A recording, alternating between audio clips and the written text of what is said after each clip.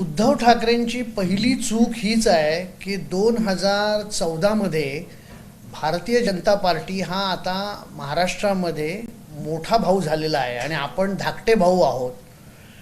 हे वास्तव पचवणं उद्धव ठाकरेंना शक्य झालं नाही आणि तीच मला असं वाटतं त्यांची सगळ्यात मोठी चूक झाली.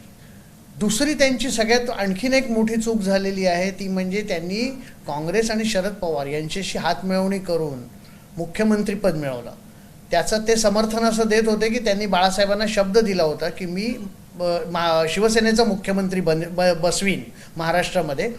पण ती त्यांची एक मोठी चूक आहे, कारण उद्धव ठाकरेंचा किंवा स्वतःला किंवा त्यांच्या पक्षाला मुख्यमंत्रीपद द्यावं ही भाजपची इच्छाच नव्हती.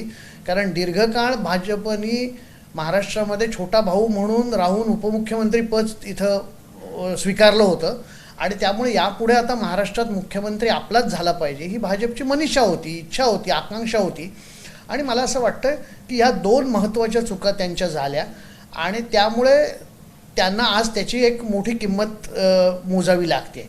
समजा ते भाजपबरोबर म्हणजे भाजप हा मोठा भाऊ आहे स्वीकारून जर राहिले असते तर भाजपनी वाटाघाटींमध्ये त्यांच्या जागा कमी केल्या असत्याच आणि त्यांना काही प्रमाणामध्ये कट टू साईज तर नक्कीच केलं असतं, त्यांना आकुंचन पाहावं लागलं असतं.